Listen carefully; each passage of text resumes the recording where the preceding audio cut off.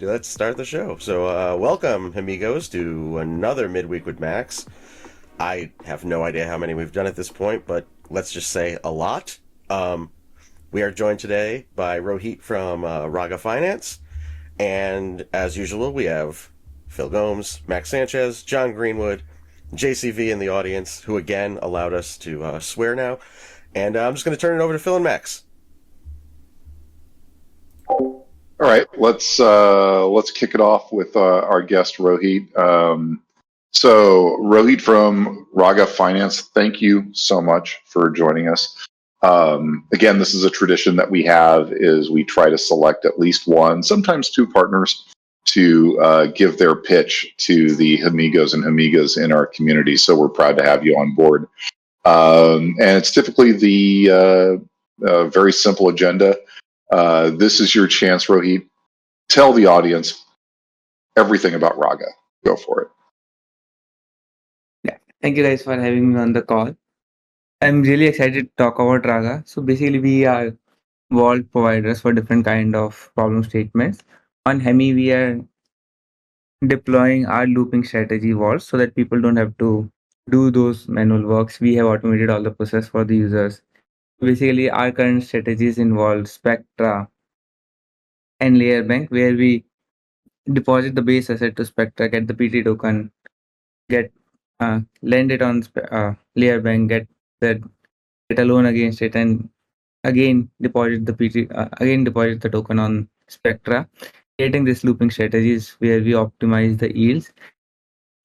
Just to give you an example, if you're earning like let's say 5 to 6% on your normal and just applying your liquidity to Spectra, these looping strategies can increase your yield by at least 50%. So you can say for 5% that you are earning initially on Spectra, you can increase it up to 7 to 8%, depending on how many loops and what's your risk appetite. That is something that we have developed right now, and it's gonna go live soon as vaults are whitelisted on Hemi network. It utilizes both the liquidity from Ethereum and Bitcoin, and like it makes users' life easier where they don't have to do the manual work. It's done all by us. They just have to come to our platform, see what they want to deposit. Also, they can deposit any asset into any of the strategies that we have integrated, so that to they don't even have to hold the base token that is needed for the strategy. They can deposit any stable coin or any other asset they have in their portfolio.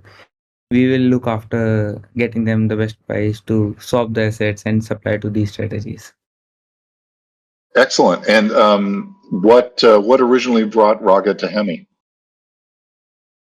So we were looking at different Bitcoin L2s. So BTC, there's a lot of BTC in the market, and there are very few DeFi ecosystems that are actually working to make they are making effort to enable that Bitcoin into a DeFi ecosystem, and Hemi is at the forefront of it. They have the most amount of liquidity in terms of Bitcoin and other assets. So it makes a lot of sense for us to build on Hemi so that we can leverage the Bitcoin economic security and basically provide the best yield for the users. And the development platform, all the developers, we really respect what Hemi is doing with enabling Bitcoin security and also getting Ethereum liquidity in so that people can get the best of the both ecosystem. Excellent. And the final question that we always ask when this call ends in about an hour, what's the first thing you want the people in our audience to do? I would love everyone to go to our website, web, try out our vaults. Some of them are live, others will go. Basically, the simulations are live. You can go and see how much of a return you can earn on your assets, and then when get yourself whitelisted so that basically these are compounding vaults. So as soon as you invest, you get as the sooner you invest, the more returns you can generate. So I would like to tell the audience that they can go and start seeing how much returns they can generate through our web app. And once the vaults go live, people who have been like whitelisted right now will be the one who will be able to deposit first and earn more returns than other people. All right, that's it. Rohit, you're welcome to stay. We're just going to go back to our usual business. We don't get angry if you're busy and you have to leave, but of course you're more than welcome to stay. And I guess right now then I'll pass it to Max for the founder update. Cool, sounds good. Thanks for joining us this morning, Rohit. So, general project, working on doing some final testing of the final Pectra upgrade. So the second step of that activates the Pectra features on L2. So we'll be updating our testnet very shortly, either today or tomorrow for that, and then watching that for a little bit and scheduling, because we do have some team traveling to New York for Bitcoin Pizza Day. Just want to make sure we have enough time for all the testing we want to do on the final testnet upgrade prior to activating on mainnet. We'll also have a third-party RPC provider, which we'll announce in the near future, going live very soon. So probably in the next week or so, they'll be up for people who want to use a third-party RPC for their MetaMask wallet or dApps, whatever you're doing on Hemi. So that'll be good from a overall, RPC stability and redundancy perspective. So looking forward to that. I've also got some work streams ongoing with refactoring the Pop Miner and BFG and TBC, basically making them able to run as independent entities more easily. So if you want to run a Pop Miner without using any of our, what's currently the BFG endpoint infrastructure, you'll be able to spin up a TBC node and basically have that plus an opgeth node act as the RPC components that you need for running a full self-contained stack without having to run all of the components. So looking forward to that, and also some Pop Miner quality of life updates, especially for people who want to do more complicated custom stuff. So having access to more data, visibility into the mempool, being able to use that data for profitability calculations, things of that nature. So getting the raw data sources in there for users to play with.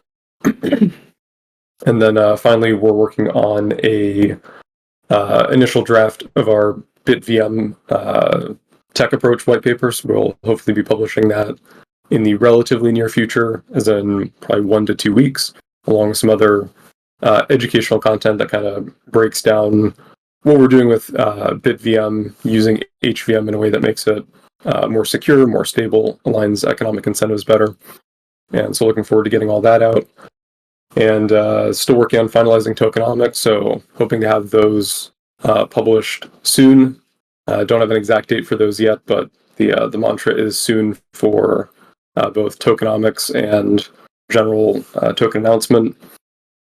And I think that's about it for the general updates. So I'll hand it over to Phil if you have any marketing updates, and then we'll jump into questions. All right. I am noticing in chat that people are having trouble hearing. Can everybody hear me? Okay, Rick can hear me. I can hear you. Were you able to hear me okay, Phil? I could hear you. It's just that I guess folks in the audience are having trouble hearing, but I guess people can hear me. Yeah, we'll say for Discord outputs, and sometimes a Discord update changes those back to defaults. So like if you have a GPU hooked up to a monitor with a built-in speaker, sometimes it'll try to route audio over, HDMI or something. So I've had issues with that before. So check your audio output settings. I just realized saying that out loud is not helpful to people who don't have audio. Right, exactly. All right, gang. Yeah, so Bitcoin Pizza Day, we are a sponsor, in fact, the lead sponsor of the New York Pizza Day. So folks that have been following our socials have seen some of the content that we've been pushing out around this. But yeah, suffice to say, we are really, really proud to be doing that. And then let's see, next week is Bitcoin 2025 in Vegas. So we're using that to essentially more as along the lines of business development. We've got a lot of private events that we're doing, but we're definitely going to be in full force there. A lot of the efforts there are going to be largely biz dev and relationship driven. but nevertheless, looking forward to that. And then fast forwarding to the end of June, we are a major sponsor of the Permissionless Conference. So, yeah, I mean, we're going to be, it's going to be hard to miss us over the next month and a half. And of course, we're working closely alongside Max and the founding team on all of our announcements. And if any amigos are in the New York City area, ping me because we'd love to give you an invite to the New York Pizza Days. So give me a ping, and I'll make sure that you get an invite.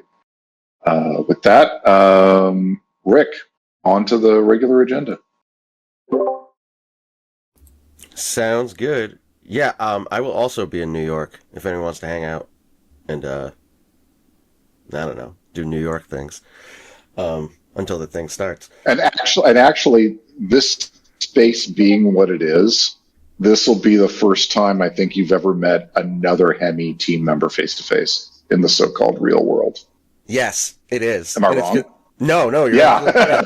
yeah. It's going to be like a bunch of them at once. Yeah, JCV and I are already concocting elaborate schemes and plans. They're really not that elaborate. Brilliant. But schemes and plans nonetheless. All right, so let's get into the questions. Okay. Can you please provide clarity about the second verification? I believe they're talking about MeID. Tokenomics and TGE. I hope the answer is not soon. Regarding second verification part, I can definitely provide clarity on that. That will kick off very soon, within a couple of days, and will last for, as I keep saying, somewhere between 7 to 10 days, roughly, maybe a bit more. Beyond that, I believe the other ones were tokenomics and TGE, which are, I can't comment on. Max, maybe you want to say something more, but yeah, the clarification with the second verification period, once again, first one's over, second one begins soon. Please verify so that you can get full benefits, I guess is the best way to say it. Yeah, and then token TGE token. We're moving towards finalizing a lot of things. We do have an internal date we're tentatively targeting, but until we collapse the wave with some third parties and make sure the date's going to happen, we don't want to share it because that internal date's already changed at least once. So we will share info as soon as it's actually now very soon. Unfortunately, I can't give any more detail than that. All right.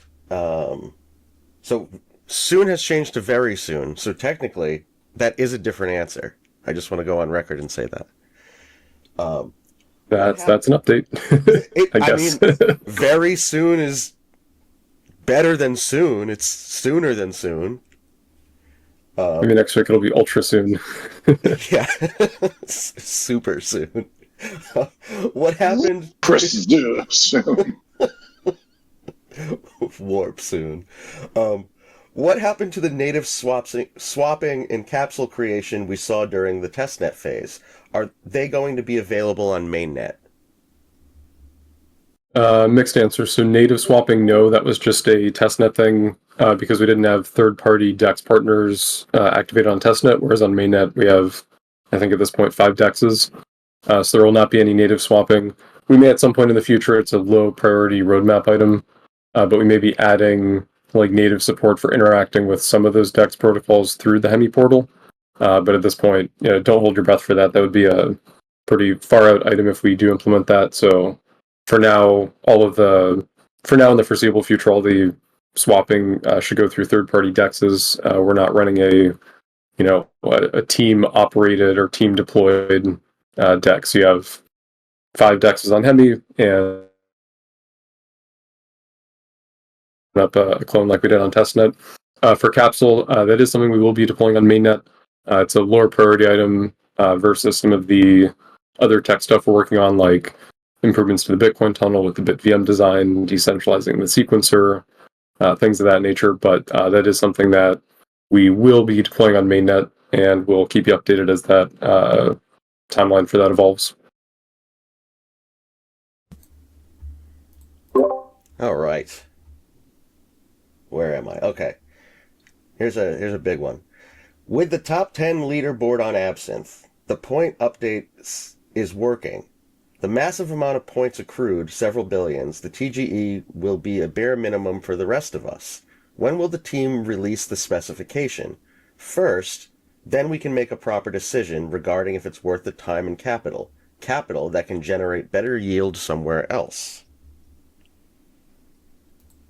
A couple things. So the top 10 leaderboard there includes like large depositors. It doesn't kind of discriminate there. So I will say that those majority of the wallets that you're seeing at the top will not be included in anything that anyone else would be included in. So that's the most generic sense I can put it in. Also, too, on any specifications for anything, I've participated in quite a few other leaderboard programs, and what we have out there is generally what you're going to see.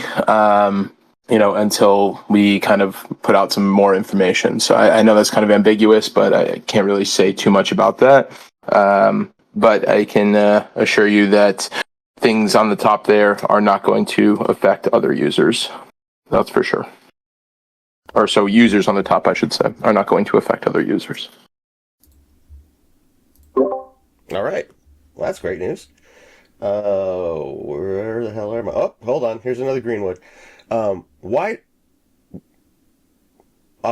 do we have to verify 3 times in Deimos? Will people who verify 3 times get different rewards than those who verify 2 times or just once? You don't have to verify 3 times. It was 1 time on testnet. You minted. There was no ability to verify on testnet. And then it's been twice on mainnet. Well, actually, it's only been once so far on mainnet, and it will soon be twice. So there's never been 3 times. I'm not sure what that person's referring to. But to clarify, yes, to the second part of the question, there would be scalar points differentials between users that have verified 2 times versus 1 time. This is also kind of in reference as well to the activity period of the wallet. So a couple of different things that happen behind the scenes, but if someone just hopped on Hemi today, it wouldn't matter quite as much for that first verification, whereas someone that was active prior to that time, it will matter more. So that's what I can say there. But to clarify once again, that's all you, Max. I was going to say, just to extract an important point there, if you miss the first verification, you should still do the second verification. Yes. And once again, just want to hammer it home. There's only ever been 2 verifications, one that ended earlier last week, and then one that will be upcoming soon, like very soon. So that is it, though. Just remember that on testnet, there was no verify functionality. You could only mint, and for those that have minted on mainnet, it could appear that you have verified an additional time, but you have not. You have just minted, and then you have verified 1 time that we have asked. Otherwise, there's some users that have taken advantage of earning additional points, and they have verified many more than 1 time so far. So there's that. But otherwise, just to kind of clear the air there. All right. Thank you very much for that. That was that one. Here we go. Here we go. Are there any exciting partnerships or ecosystem expansions coming up?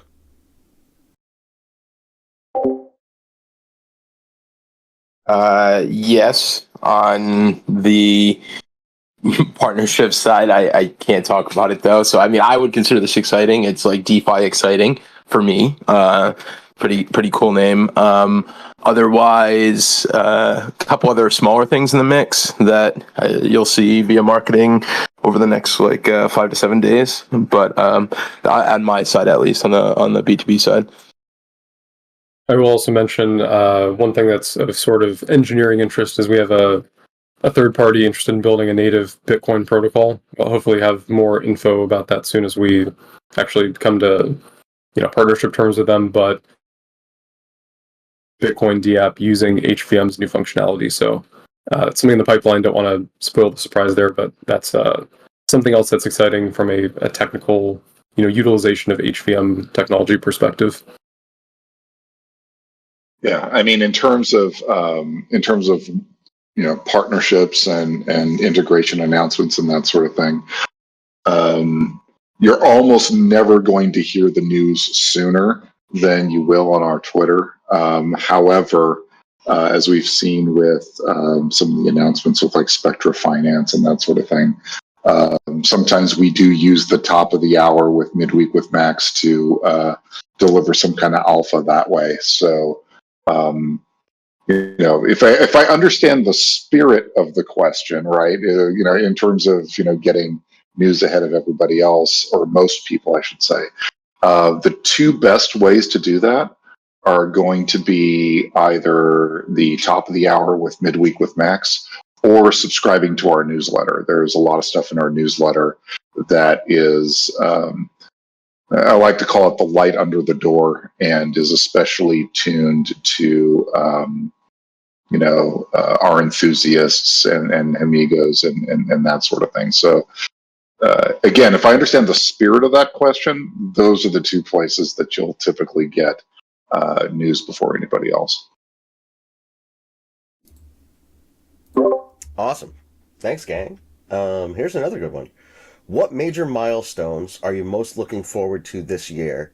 I'm going to add at Hemi, because I assume they're talking about at Hemi and not just like the release of Avengers Doomsday or something. Or GTA 6, or that's next year now, right?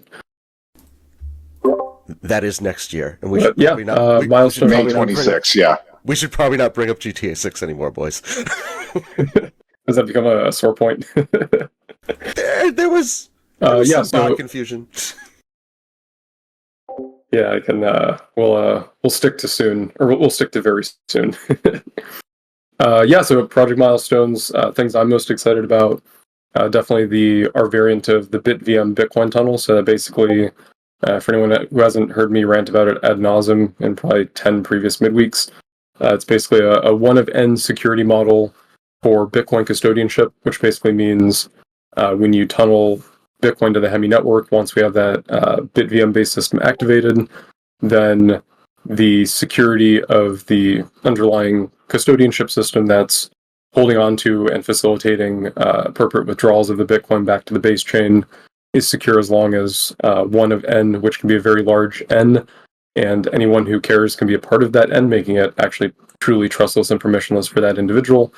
But the increased security mechanism for the Bitcoin tunnel over to the network, which is not only great from a security perspective, but also from an economic efficiency perspective versus a over-collateralized system like we have now. And so definitely looking forward to that. Looking forward to decentralizing our sequencer using Ethereum-style proof of stake, most likely. And one of the cool things is that with proof of proof and Bitcoin finality, having that optionality for users doing very high-value transactions to wait for Bitcoin finality means that we can optimize protocol like Ethereum's variant of proof of stake versus a quote-unquote safety preserving, which basically just means instead of forking, the network freezes variant of proof of stake like a lot of other networks, including a lot of other L2s are choosing to use. And it also lets us be more decentralized by having, with Ethereum proof of stake, potentially 10,000 or 100,000 or even 1 million active sequencers versus the limit of 100, maybe 1,000 on the high end with the quote-unquote BFT style proof of stake consensus protocols and delegated proof of stake. So those are probably the two biggest things. And then as part of the general BitVM tech rollout, that will also, as a subset of that, include ZK provability of the Hemi network, which lets us do some cool stuff with or lets maybe a third party even build some cool like Bitcoin staking protocols and other things like that, using or remixing some of the BitVM design constructs. And so as a project, or handing that off to a third party to build basically a eigenlayer feature parity version of Bitcoin staking, which would be pretty cool to see.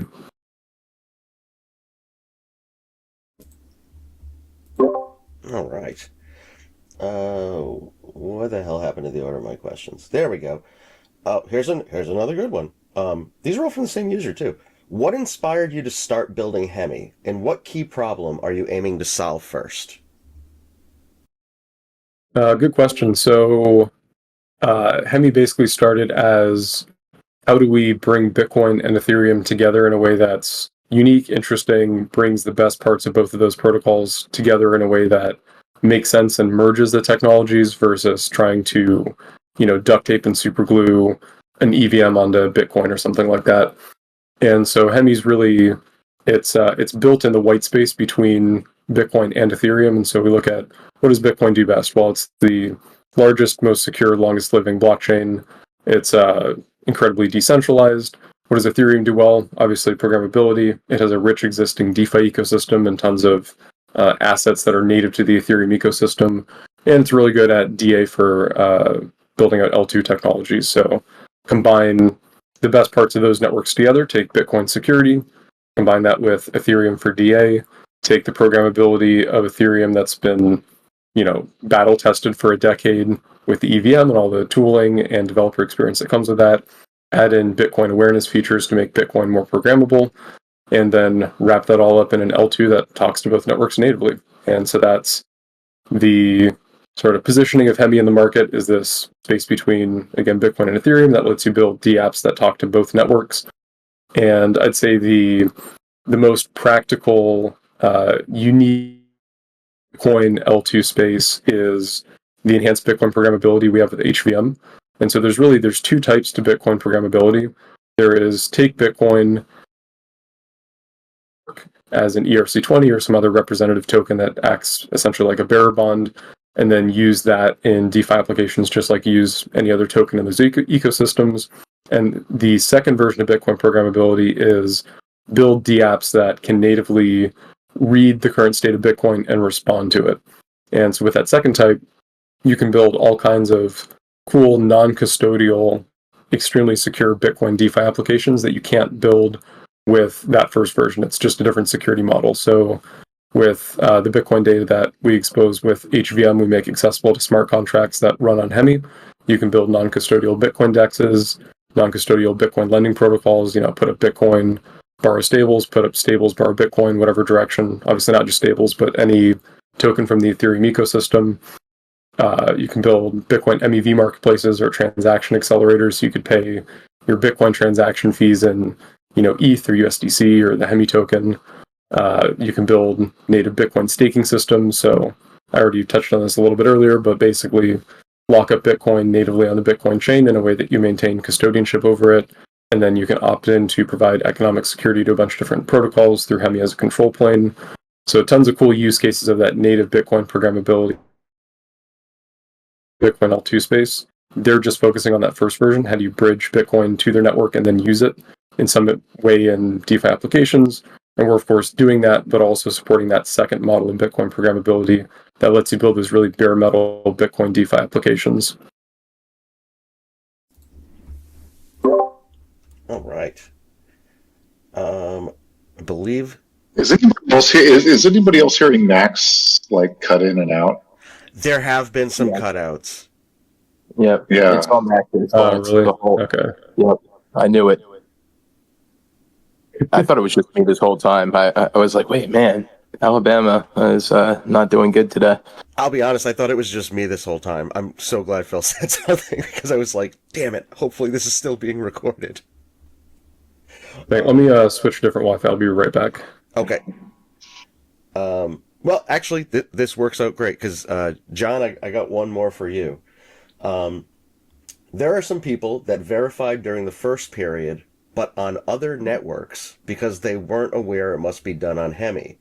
Will there be any consideration for them as they paid money and the proof they are human and not a bot is on chain? Is that the essence of the verification, or does it need to be on Hemi?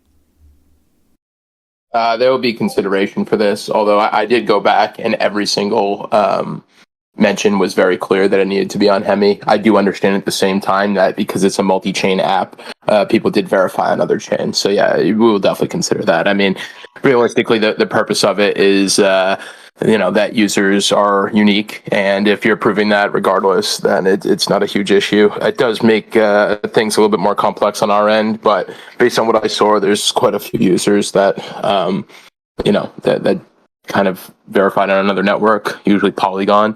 So yeah, but just for future reference, like Deimos is a multi-chain app. We link you always directly to the Deimos only page. I mean, to the Hemi version of it.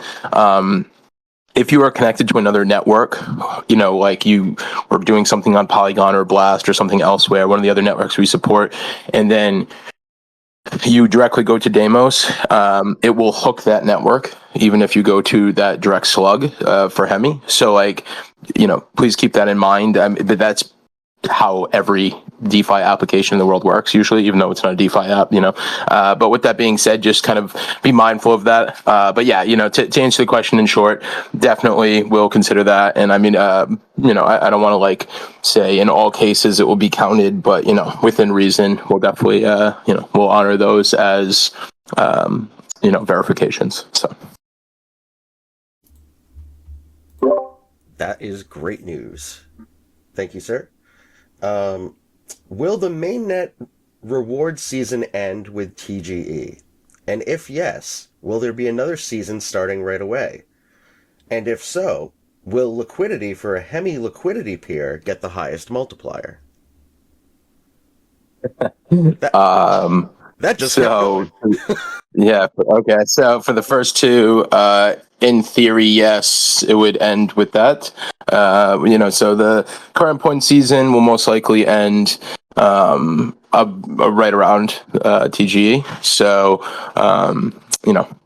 for what it's worth. Second question. Sorry, remind me again. Oh, will there be additionals after that? Yes. Yes. Yes, there will be ongoing points or leaderboard programs, incentives programs, etc. So whatever word you want to call it, but yes, there will be additional ones post TGE. And then last but not least, as far as LP pairs and stuff like that for rewards post TGE, to be quite honest, that's not something that I've spent a huge amount of time considering, but in theory, would it receive the highest amount? That's impossible to say, but it would be up there, I would assume. So right. I can't comment much more on that. It's a lot of hypotheticals there.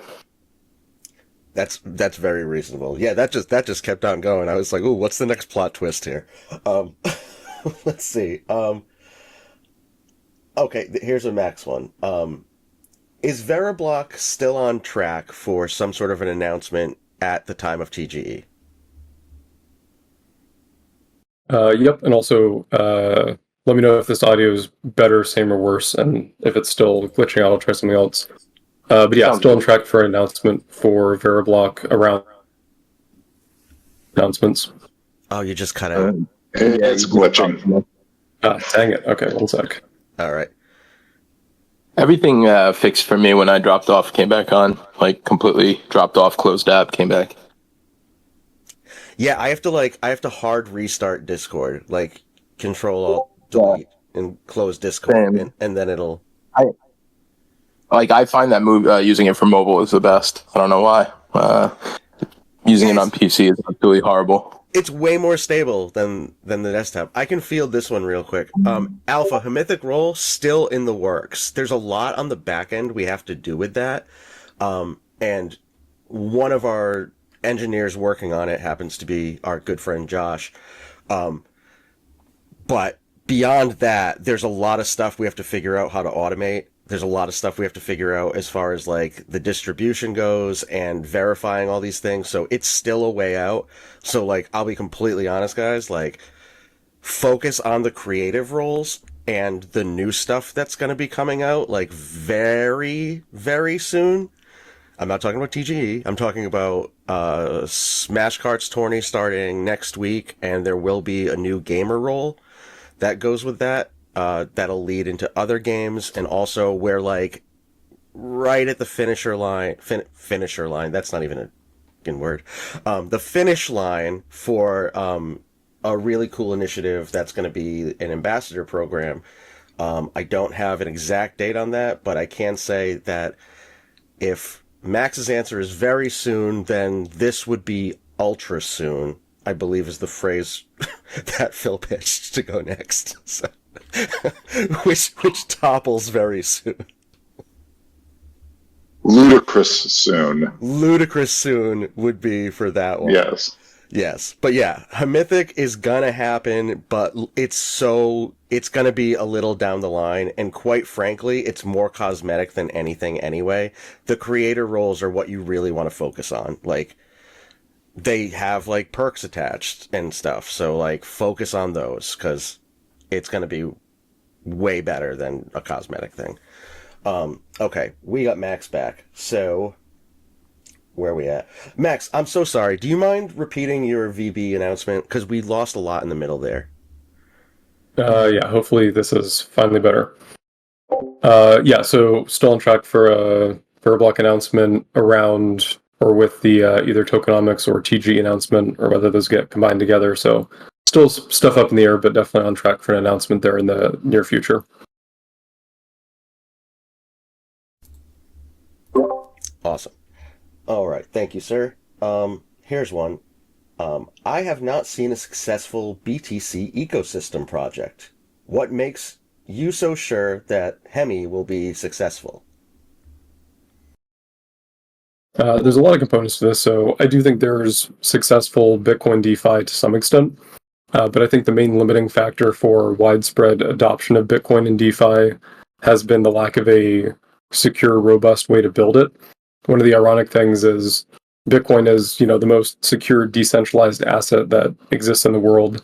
And then once you bring it onto DeFi, most of the ways of doing that today make it one of the least secure assets, because all of a sudden you're trusting this custodian, and what we've had up until very recently in the Bitcoin DeFi space has basically been, the best you could hope for was some federation of trusted nodes on a network that handle some bridging operation and mint you a representative token that you hope they're going to allow you to redeem in the future. And so I think now with the Bitcoin L2 space exploding, specifically what we're doing at Hemi with deeper native Bitcoin programmability, that finally unlocks the ability to build secure Bitcoin DeFi apps that people trust. And I think that's what the space has been missing to actually see widespread adoption of Bitcoin in DeFi applications. All right, thank you. Where am I at? Here we go. When will the Hemi hatchlings migrate to mainnet? Soon, and we're also working on, I won't spoil the announcement, and there's still some stuff to figure out, but we're also working on a more broad approach to all of the sort of quote-unquote official Hemi NFTs. So stay tuned for that, but Hemi hatchling should be deployed soon on mainnet. That's awesome news. I'm very excited to hear about the official Hemi NFTs as well. What do you think about, how the hell do you pronounce this? CEX. Is it sex? Like, it feels weird saying that, but I'm just going to stick with CEX. What do you think about CEX? I'm sir. Is that how you say it? Like, Yep. Can I Yeah. file an HR ticket? 1 second. Yeah.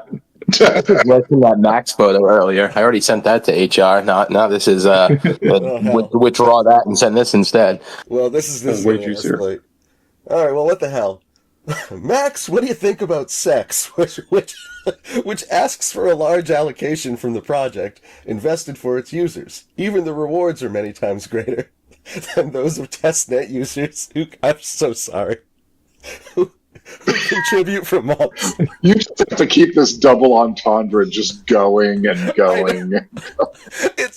God. I never thought I'd start a sentence with, Max, what do you think about sex? Like, sorry. I gotta mute.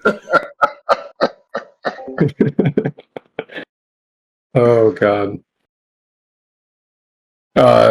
I think I captured the important parts of that question.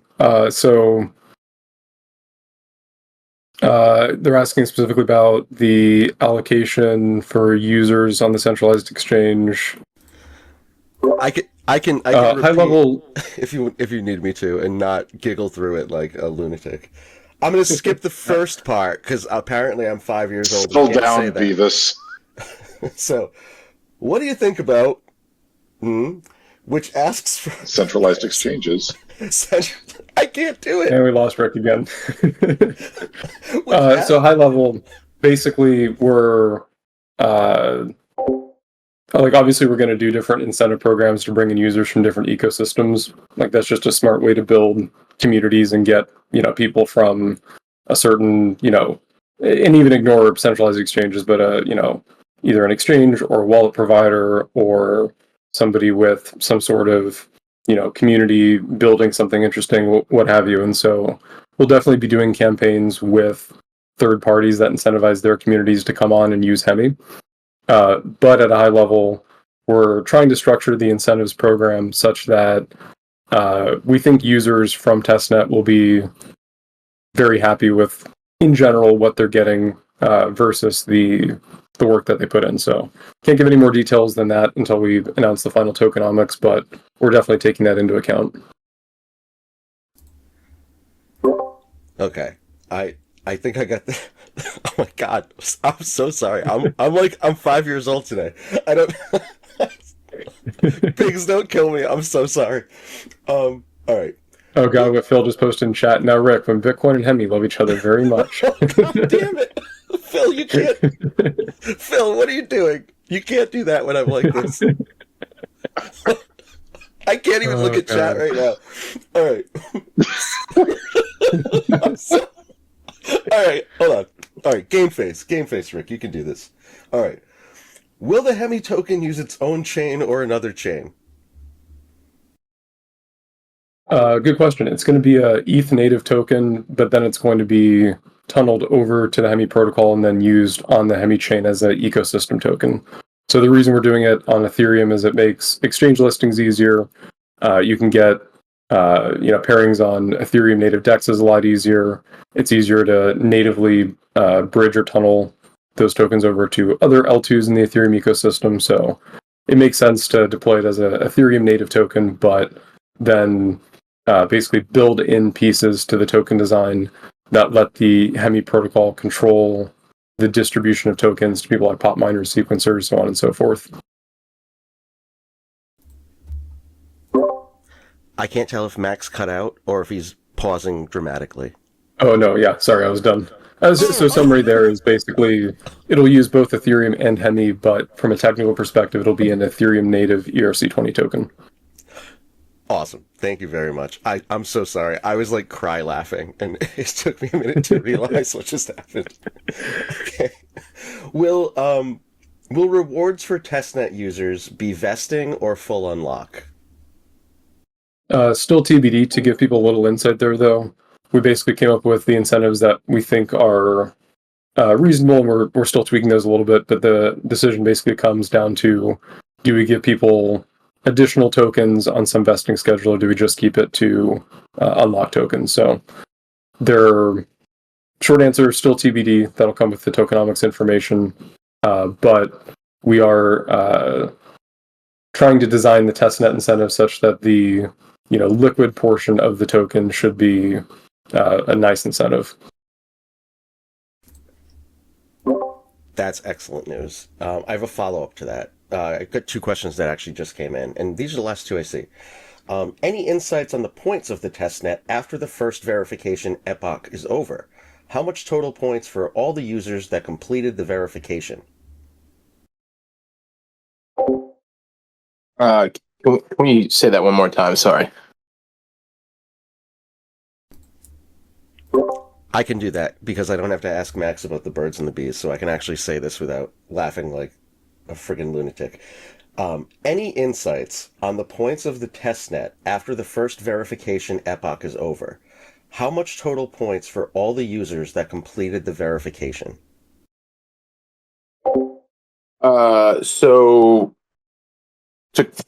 Two things.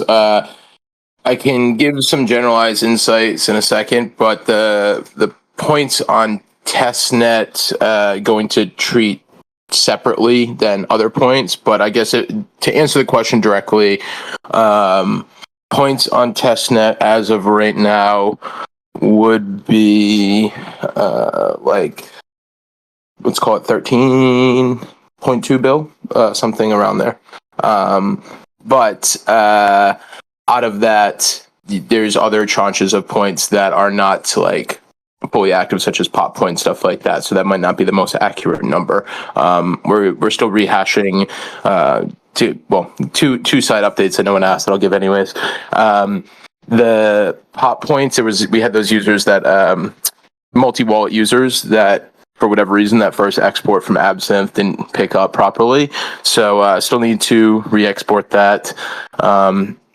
Something that Max and the team is working on. So, we'll have that done soon. That would give me a little bit more clarity on that because that number has an error rate due to that. And then secondly, unrelated to all this, but also a thing, everything right now is tracked live besides VUSD, which was being tracked, and then just making some modifications. That will be done by end of week as of right now. So just a heads up there. Everything else is looking good. Also for Spectra, which is the only part that we have to create like a more custom script for. That's also pretty much any day. So just a side note there. But original question, let's call it about 13 bill, and can't give like full insight into that until we have that other set of data. So hopefully that real quick for that 13 bill, that was pre-verification though, right? Yeah, so the post verification to be able to get that number, I still wouldn't be able to until after the pop, so I'd have to do two things in a row there. But if I was to do post verification, it would more than have that. So yeah, I was going to give a little bit more context that on that number post verification, it brings it down to like about 33%. So let's call it like 4.5 or so. So that's kind of my like very tentative. It still needs to complete two small tasks with the pop dedupe in order to ensure that all the pop points are out there, in order to make sure that number is still accurate, and also I am rerunning verification for testnet users again, as there's a slight possibility that there's some error there. So, but with those two things, about 35% of points awarded were actually verified, and then there's still some error rate on that. So currently working on something. I should have a much better kind of or more transparent answer on that very soon, so that I can kind of stand behind that number. John, I have a follow-up. No problem. You caught me off guard because I just closed my browser as I was trying to pull that, and it just took like 10 years to come back up. So I was like, this is awkward. So apologies on that one. But yeah, sure. I have a follow-up because, of course, I have a follow-up. What happens with the users who only complete one verification not minding the epoch? Does it affect their points accumulated so far during the season? Or would it include the testnet and mainnet season? So technically, so the verification is for the event in totality, right? For rewards in totality, for points in totality, right? The testnet stuff was completed a while ago. Mainnet verification is in order to ensure that users obviously are real, etc. With that being said, we are determining kind of exactly what that will look like. But in short, users that had activity on testnet or prior to Epoch 1 and then did not verify during that time will see reduced numbers, I guess, for lack of a better term. Whereas users that verified both times, in a timely manner, etc., will receive everything, the full percentage. So I mean, the testnet portion though, still making some determinations on that. I mean, realistically, it's probably going to follow the same logic as of right now. Most of the users that verified to date have been, users that were on testnet and mainnet. So I don't think there's too much of a difference there, but we will definitely take a look at all the other testnet users that have not been active since, and, kind of make a determination there. As of right now, it would be a separate tranche completely. So, they will be treated separately is the best way I could put it. I really should not have been reading chat this whole time. Okay, we got one more question, and I'm going to do my absolute best to get through this. Well, because it's a really good question, but I'm so sorry, guys. You can send it to me. You can send it to me. I got your back, bro. Okay, hold on. I'm just going to send it to you right now. Go ahead and DM it to me on Slack. All right, it's a really good question. But I don't think I can say it. I'm sorry. I'm in tears right now, laughing about this still. All right. So you just messaged it to me here. Here it is. All right. Oh, okay. This is interesting. All right. So Max, who is Hemi's biggest rival? If some of the largest companies in the world, Apple, Amazon, Microsoft, put serious capital and resources into building blockchains adjacent to Hemi, do you think you'd still retain your position in the market? That is an interesting question. I'd say from a competitor analysis landscape, there's different parts to what Hemi's doing, because we're in the Bitcoin ecosystem, we're in the Ethereum ecosystem, we're doing unique stuff on Bitcoin programmability specifically, so there's kind of a couple different dimensions where we have competitors that are competing in one of those areas. So I'd say for the first type of Bitcoin programmability, if I cut out earlier when I explained this part, I'm going to say it again because I think it's a useful distinction. So there's two types of Bitcoin programmability. There is bridging Bitcoin or tunneling Bitcoin to a network and getting like an ERC20 token or similar that represents it, and using that in DeFi applications, just like any other, ERC20 or the equivalent of an ERC20 on like the Solana network or whatever. Then there's the second type of Bitcoin programmability, which is building Bitcoin native bare metal dApps that are aware of Bitcoin and interact with Bitcoin in a very native way. And so that means that the Bitcoin never leaves the Bitcoin network. It never gets put in any sort of custodianship system at all. It is purely, point to point on the Bitcoin network, managed by a Bitcoin aware dApp that's running on a network like Hemi. And that's where you can build like native Bitcoin DEXs, native Bitcoin lending protocols, Bitcoin MEV marketplaces, native Bitcoin staking systems. And so that's a whole other category of Bitcoin DeFi. It's a whole different approach, different security model, different cost, speed, security trade-offs, as in higher security, sometimes faster, sometimes slower, and generally more expensive because you are settling natively on Bitcoin very frequently. And so that's one of the areas that we compete in. And I'd say for that second, more unique type of Bitcoin programmability, there's really not a lot of other projects trying to do something interesting in that space. There's a couple. So there's one project, Internet Computer, that is exposing the UTXO model in a way that smart contracts can access it. But it's coming in basically using the sequencers on their network as oracles for that data. So it's introducing a trust model in there. There's other projects that have less of a trust model introduction, but give you limited introspection into Bitcoin. Things like the Bitcoin header relay system that's been active on Ethereum for a decade gives you access to Bitcoin consensus information. It does still require relayers to relay that data. It requires users to bring proofs of transaction inclusion on-chain and do some expensive validations on-chain of those proofs. And it doesn't give you access to the UTXO table, which is like the important state machine that Bitcoin actually maintains. And then there's a variety of smaller projects that have tried to do things with ZK proving Bitcoin state, which is an approach that works in some cases, but it's more complicated for developers. it's more expensive for users having to generate expensive ZK proofs, and it's a lot less gas efficient because you're every time you're reporting Bitcoin data, you are doing an on-chain ZK verification, which is very gas intensive. And those models also still don't let you write code that branches, dynamically crawling through Bitcoin data. You have to bring the proof of all the Bitcoin data you need for transaction execution in the actual transaction initialization by the user.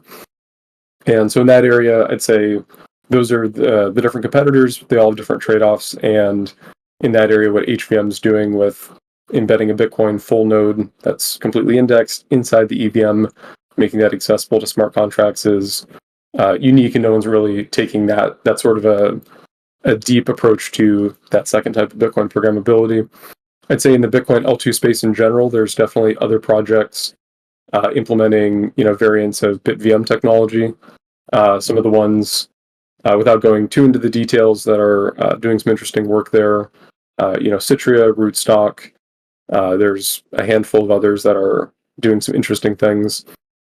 Fiamma as a more of an infrastructure provider, so not quite a direct competitor, but somebody who's working in the space on some interesting BitVM-based solutions as well.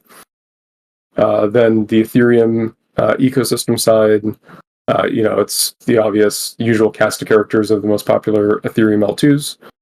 And I'd say Hemi's unique position between Bitcoin and Ethereum and settling native to both networks, it's something that some other L2s in the Bitcoin space have expressed interest in doing, but it's not something that I've seen other projects make significant, actually live strides towards implementing. Most of them are either an L2 in the Bitcoin space or an L2 in the Ethereum space, and if they have interoperability between them, it's through some third-party interoperability provider versus a protocol native system.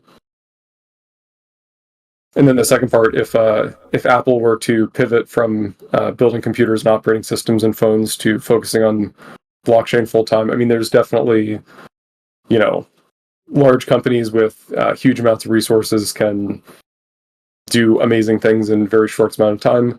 That being said, I think the advantage of Hemi from that perspective of somebody just coming in and trying to replicate everything we're doing and, do it with a $1 trillion budget, it's the speed to market and, getting adoption, getting people building around HVM, getting people deploying apps, getting liquidity flowing through the system. So I think that's the competitive advantage. Larger companies, they move slower, they take longer to get things spun up. They have more, even beyond the tech, soft things that make deploying those kinds of systems generally take a lot longer. And so I think in that case, it's really the speed to market, capturing market share, capturing interest in building on the protocol and getting that momentum. All right. I think I'll add to that, sort of in the spirit of the question and Max's answer is, as an aspect of Hemi's culture, what you're going to find is that it is incredibly rare when asked the question, who do you consider a rival? It's actually very rare that you're going to hear us call out by name another project, right? Because where we come from, we're all builders at the end of the day, right? But if you listen to the content and the spirit of Max's answer, we will criticize other rival approaches all day long, because that's why we built what we built. Because we saw that various attempts to unite Bitcoin and Ethereum had various flaws and that sort of thing, and that's why we do what we do. But it's going to be exceedingly rare, probably only if we're attacked. It's going to be exceedingly rare that you're going to hear us say, oh, this project is bad or this project is bad or whatever, but we may discuss the difference in approaches. And so that's an important thing about culturally what it means to be Hemigo and Hemiga in this community. And also add on to that too, like we're big on partnering with other projects in the space doing interesting stuff. Like if you look at our TVL breakdown, a ton of it is Bitcoin LSTs and LRTs from, what some people may at first glance consider competing projects, right? But by working together, you can get more liquidity, you can get cool interoperability solutions. So it's not a, winner takes all ecosystem. It's, the best approaches that get adoption, that get users, that, make the technology easy to use. Those are going to be the ones that, eventually rise to the top in the various areas that they're, competing within. But in that approach, there's also a ton of value in working with other protocols that may be, quote unquote, competing with you in some way, but you're both building towards the same end goal. Like you're both trying to make Bitcoin more programmable. You're trying to create, interesting yield opportunities for Bitcoin, new Bitcoin programmability models. And, as a general rule of thumb, working together in this ecosystem, especially as we are now finally getting a lot more robust interoperability solutions versus what we had, 2, 3, 4 years ago. It's not as much of a rivalry as it is, friendly competition to develop the best solutions for things, and then working together where it makes sense to build value between ecosystems. I'm sorry for that dramatic pause. I was trying to compose myself because of chat again. Guys, I'm so sorry. That was the end of questions. I think we're just gonna go ahead and wrap this up. So I just want to thank all our moderators and community helpers. You all know who you are. If I try to say all your names, I'm literally gonna start cry laughing again. Thank you for a very entertaining and knowledgeable episode of Midweek with Max. There is a Here event. Alex, please feel free to post the details in general chat. We'll be back. Phil, you gotta stop, man. You gotta stop. This is totally going in your performance review. Just saying. I am being set up right now to fail. You are all witnesses to this. This is not my fault. We'll be back to our regularly scheduled community update next week. I kind of gave it earlier in the show, thank God. Ambassador program coming ludicrously soon, and Smash Cards hopefully we're looking for next week. But yeah, next week we can get back to some Rap God stuff. And I'm gonna immediately turn it over to Phil and Max for outros. Take care, everyone. Thank you. God. Maybe once we get our first exchange listing, we'll do a parody of that Lonely Island song. But all right, cool, awesome. Thanks everyone for joining. How many lines? Oh, go ahead, Max. Oh, no, go ahead. How many lines of Marvin Gaye do I have to sing in order to get the Rap God role? If you I don't think any of that counts as rap, but I'll let Phil decide. If you can do 4, you can have it. People have done less. Oh, Miracle, we are not having a sex roll. That's so funny though. Oh my God. Oh boy. All right, guys. Well, this is officially Rick the case, is so. almost completely. Yeah, Rick is almost completely incapacitated, and I share some culpability for this. But in any event, all I can say is that we're going to be a lot more in the so-called real-world spaces, such as they are. So, Bitcoin Pizza Day, New York City, in the Chelsea neighborhood. We got that going on. We've got Bitcoin 2025 in Vegas the following week rather, and then a few weeks after that we've got permissionless. So we're raising our voices quite a bit more in these sort of Web3 and crypto watering holes, I guess you could say, but. All of that is both to accelerate and to reflect the really awesome momentum that that we have, right? So we are 1.2 billion in TVL. We continue to announce partners at an incredibly rapid clip. And actually, late breaking news, you'll see on our Twitter that we were on the Teach Me DeFi podcast.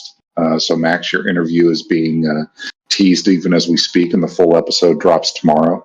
So please, when that drops, please support our friends over there at Teach Me DeFi. But okay, Max. I'm just giving security advice. This is not going in my performance review. This is bullshit. All right. So on behalf of the Hemi team, Max, Rick, John, JCV, everybody else who participated, I'm going to log off. Y'all have a great week, and again, we appreciate your continued support. Thank you. Awesome. Thanks everyone for coming out. A lot of us, including myself, will be at Bitcoin Pizza Day again in New York. So if anyone's in town, looking forward to meeting you in person, and we will see you all next week. Take care, everybody. Let's see you in Discord. I can't even talk right now. I have to go right now. Bye, everyone.